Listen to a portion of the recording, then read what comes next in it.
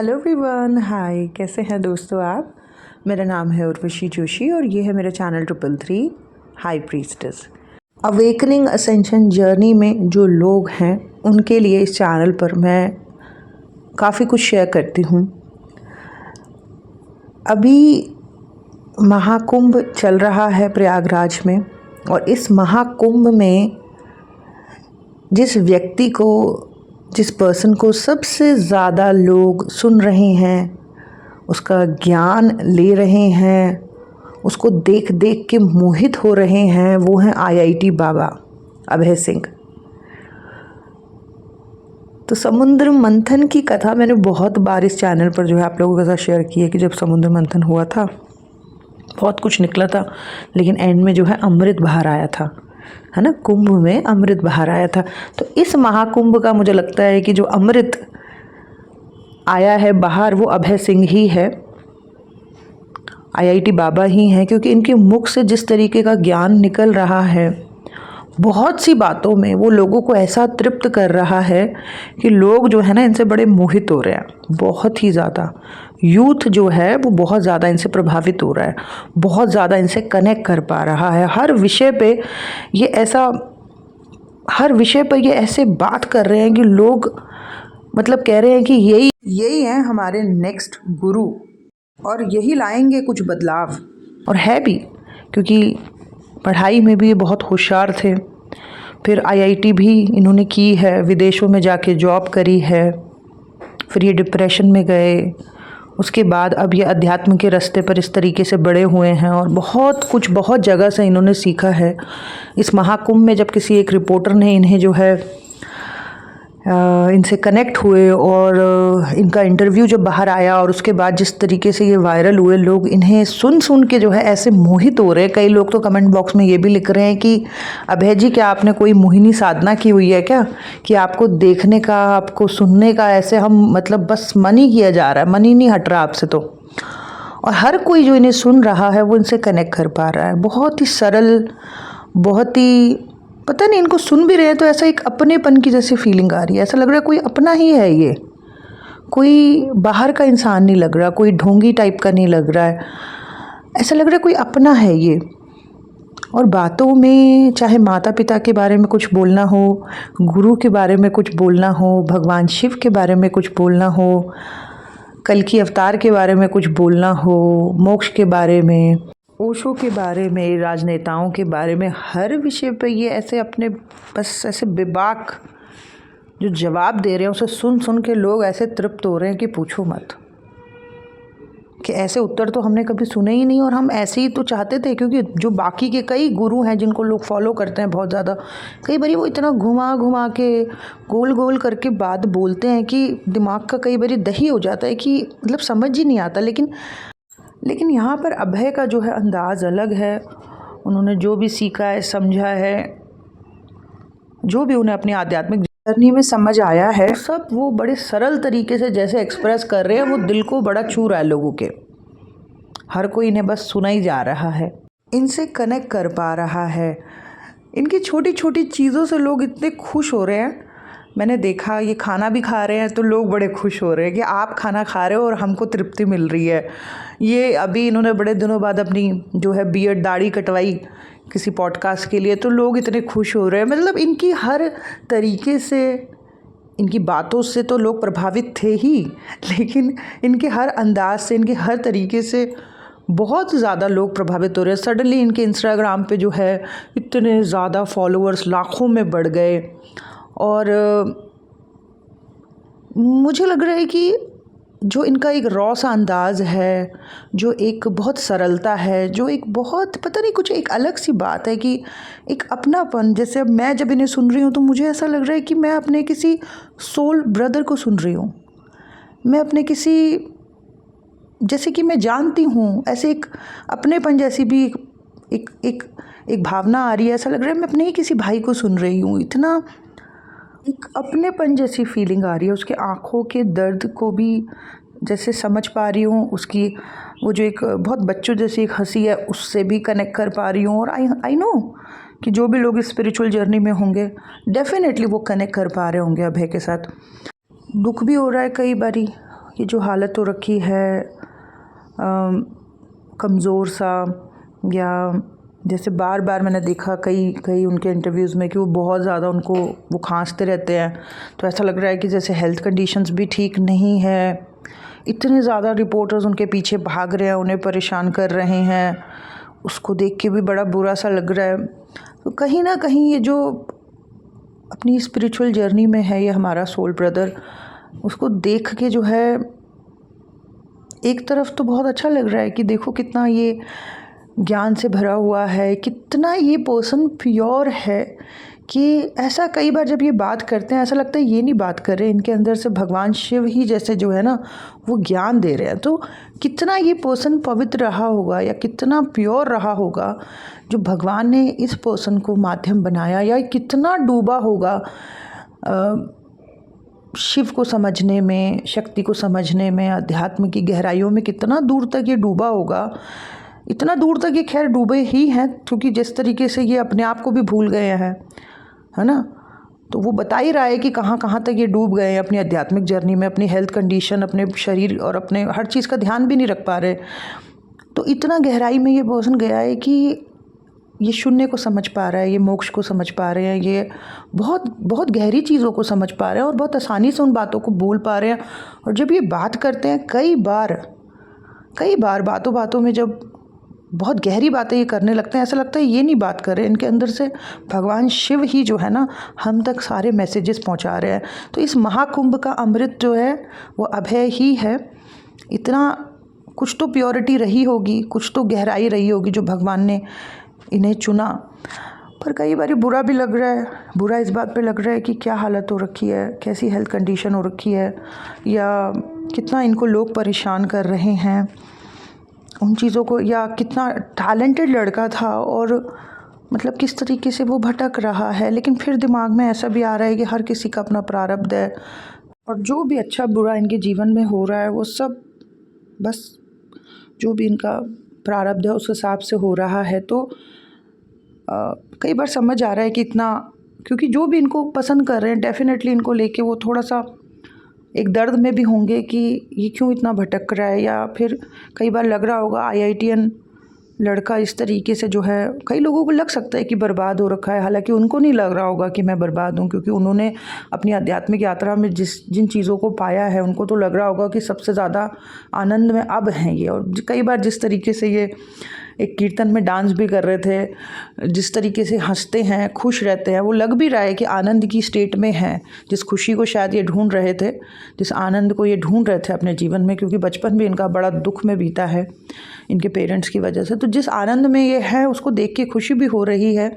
और मुझे ऐसा लगता है कि जिसके साथ महादेव हैं, जिसके साथ महादेव की ब्लेसिंग है, जिस भगवान ने इन्हें सारी दुनिया में जो है इस तरीके से अब सम्मान दिलाया है, इनका नाम किया है, वही जो हैं इसको रास्ता दिखाएंगे। और ये खुद भी कहते रहते हैं कि महादेव मुझे ऐसा गाइड कर रहे हैं, महादेव मुझे वैसा गाइड कर रहे हैं। तो डेफिनेटली ये अपनी इनर गाइडेंस को जो है वो फॉलो भी कर रहे हैं। तो कई बार मेरे जैसे और भी कितने लोग होंगे जिनको ऐसा होता होगा कि ये क्या हालत हो रखी है, ऐसा नहीं होना चाहिए, ऐसा नहीं भटकना चाहिए, ऐसे नहीं बर्बाद होना चाहिए। लेकिन मुझे लगता है कि हम सबको घबराने की, स्ट्रेस लेने की ज़्यादा ज़रूरत नहीं है। महादेव की ब्लेसिंग्स हैं, आशीर्वाद है, और कुछ भी ख़राब नहीं होगा डेफिनेटली अभय के साथ। एंड कई लोग इनका बड़ा मजाक भी उड़ा रहे हैं, कई लोग इनको कह रहे हैं नशेड़ी है, कई लोग कह रहे हैं पागल है, इसकी मेंटल हेल्थ ख़राब है, ये तो डिप्रेशन में था। डिप्रेशन में वो थे, ये तो उन्होंने खुद ही बताया है कि मैं डिप्रेशन में था, और तब भी मेरे माँ बाप जो है, स्पेशली फादर जो है, वो मेरे डिप्रेशन का मजाक उड़ाते थे। वो कहते थे कि ये तो कोई डिप्रेशन नहीं है, डिप्रेशन का भी नाटक कर रहा है ये। और जो मेन चीज़ है जिसकी वजह से मैं ये वीडियो आपके साथ शेयर कर रही हूँ वो ये है दोस्तों कि आप देखो कि कितना भी इंसान टैलेंटेड हो, पढ़ा लिखा हो, लेकिन अगर उसका बचपन ख़राब है, उसकी अथॉरिटी ख़राब है, माँ बाप हमारी जो है छत्र छाया होती है, जब हम छोटे होते हैं हमारी अथॉरिटी होती है, और अगर वही ख़राब हो तो किस तरीके से जो है हमारा भविष्य जो है वो सारा बिखर जाता है। इनके पिता ने जिस तरीके का माहौल घर में बना के रखा, इनके फादर का नाम करण सिंह है, झज्जर से हैं वो। जिस तरीके का माहौल घर में बना के रखा, माता के ऊपर जो है बहुत अत्याचार किए, इनको बहुत ज़्यादा डोमिनेट किया। इन्होंने कहा कि मैं इतना दुखी रहता था कि मैं रात को उठ के पड़ता था 12 बजे जब सब लोग सो जाते थे। तो जिस तरीके के माहौल से या जिस तरीके के चाइल्डहुड में इन्होंने दुख देखे, उसका ट्रॉमा भी इन्हें जो है बहुत ज़्यादा पकड़ रखा है। इसके ऊपर इन्होंने शॉर्ट मूवीज़ भी बनाई और उन्होंने कहा कि वो शॉर्ट मूवीज़ जब मैंने बनाई तो उसके दौरान मेरा डिप्रेशन बहुत सरफेस पर आ गया।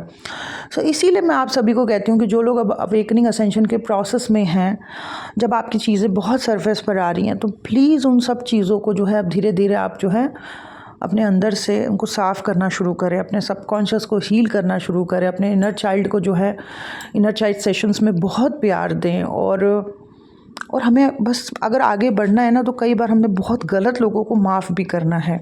अपनी यात्रा में अगर आगे बढ़ना है तो हमें बहुत गलत लोग जो भी इस यात्रा में पीछे हमें मिले उन्हें माफ़ भी करना है। उन्हें माफ़ करके ही हम आगे सरलता से और थोड़ा लाइट होके माइंड के लेवल पर आगे बढ़ सकते हैं। अगर हम इन सब के जो इन्होंने हमें कष्ट दिए, दुख दिए पास्ट में, अगर हम हर वक्त वो अपने माइंड में रखेंगे तो हमारे लिए आगे बढ़ना बड़ा मुश्किल हो जाएगा। बहुत सारी अच्छी चीज़ें अब है के अंदर, लेकिन कुछ चीज़ें ऐसी दिखती है कि जैसे ये माफ़ नहीं कर पा रहा है या उन चीज़ों को अपने अंदर से निकाल नहीं पा रहा है, और इसी वजह से कहीं ना कहीं मेंटल स्टेट अभी भी पूरी तरीके से सही नहीं है ना।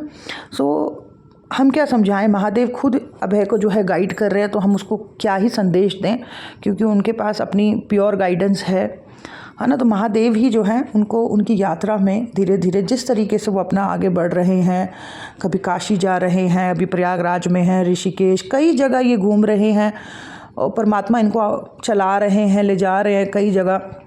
तो वही ईश्वर जो है इनको जो है समझाएंगे कि किसे माफ़ करना है या किसे नहीं करना है, क्या है, वही इनको रास्ता दिखाएंगे। पर जहाँ तक मैंने देखा है अपनी स्पिरिचुअल जर्नी में, वो यही है कि कई बार लोग माफ़ करने लायक होते नहीं हैं, लेकिन क्योंकि हमें आगे बढ़ना है तो हमें अपने दिमाग से इन चीज़ों को खाली करने के लिए कभी ऐसे ऐसे दुष्ट लोगों को, ऐसे राक्षसों को भी जो है माफ़ करना होता है, तभी हम आगे बढ़ सकते हैं। इस वीडियो के माध्यम से या अभय डिवाइन मैस्कुलिन के माध्यम से मैं सिर्फ ये कहना चाहती हूँ कि जो भी लोग इस अवेकनिंग असेंशन की जर्नी में हैं, प्लीज़ अपने सबकॉन्शियस माइंड में से जो भी दुख, दर्द, ट्रॉमा जो भी भरा पड़ा है इसे खाली करें और अपनी ज़िंदगी को एक सुंदर तरीके से जिए। ये यात्रा सुंदर है, बहुत कुछ सीखने समझने का मौका मिलेगा। अभय ने बहुत ज्ञान इकट्ठा किया है और डेफिनेटली इस महाकुंभ का अमृत जो है मैं अभय को ही जो है समझ पा रही हूँ, फील कर पा रही हूँ, क्योंकि ना इनका ज्ञान ही अमृत है और वही लोगों को जो है तृप्त कर रहा है।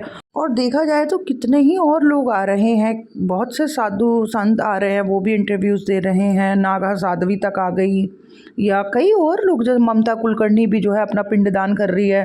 कितने ही और लोग आ रहे हैं, बातें कर रहे हैं, पर फिर भी जो है घूम फिर के जो है सिर्फ अभय को ही, IIT बाबा को ही सुनने का मन कर रहा है और हर कोई इन्हीं के पीछे भाग रहा है। और इंटरव्यूज़ चल रहे हैं, पॉडकास्ट चल रहे हैं, बार बार ये भी अपने इंस्टाग्राम से लाइव आ जाते हैं, वहाँ पे भी लोग इनको जो है इतने सारे लोग इनको सुन रहे हैं। तो हर कोई बस इन्हीं को सुन रहा है, इनसे ही मोहित हो रहा है। कुछ ना कुछ ऊर्जा, कुछ ना कुछ एनर्जी इस तरीके की इनकी है कि बस लोग मोहित तो हो रहे हैं।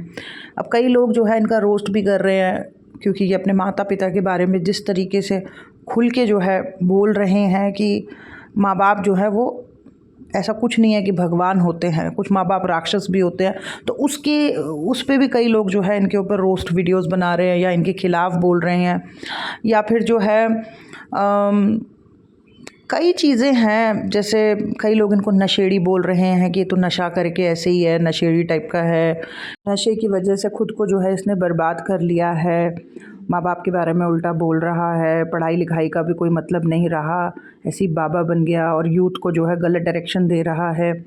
तो कई लोग ना समझ ही नहीं पा रहे हैं इस बात को कि अगर एक बच्चा जो कि इतना टैलेंटेड था, इतना होशियार था, क्योंकि उसका बचपन ख़राब था तो उसकी आगे की ज़िंदगी पे कितना बुरा प्रभाव पड़ा है, किस तरीके से वो सब कुछ होते हुए भी, इतनी अच्छी सैलरी, इतना अच्छा पैकेज, विदेश में जॉब, सब कुछ होते हुए भी वो कैसे डिप्रेशन में चला गया, कैसे उसकी मेंटल स्टेट जो है ख़राब होने लगी, और किस तरीके से वो अपने सुकून के लिए जो है दर दर भटक रहा है। और इस भटकने में जो है उसको जो अब ईश्वर फील हो रहे हैं या जो आनंद मिल रहा है, खैर मुझे तो वही देख के अच्छा लग रहा है।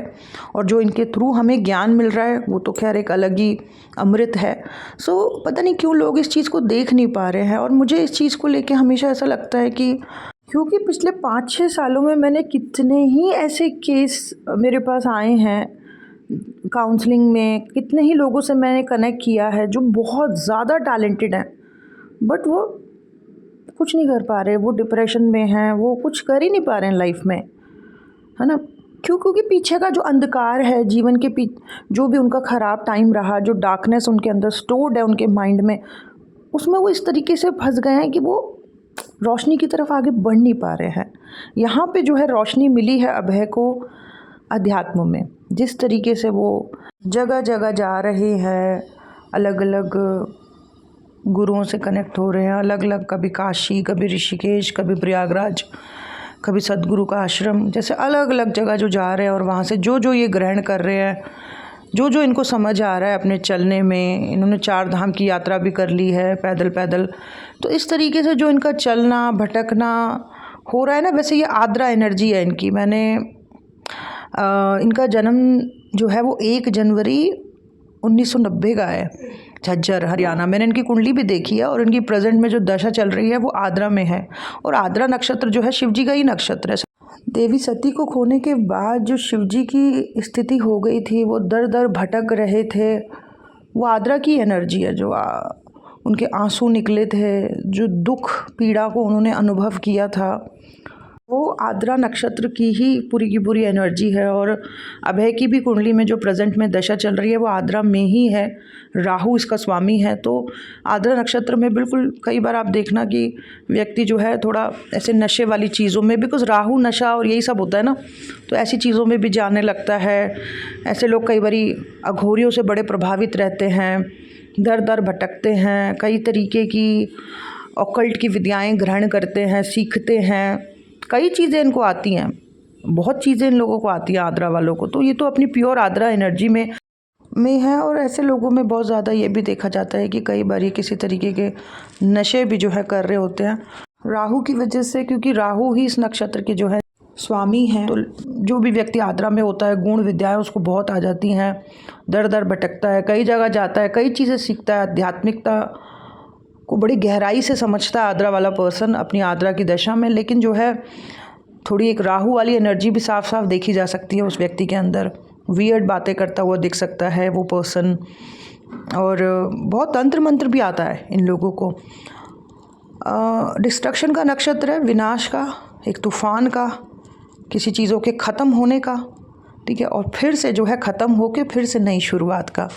सो डेफिनेटली जो मैंने इनकी कुंडली देखी उससे मुझे इनका जीवन जो है समझ आ पा रहा है।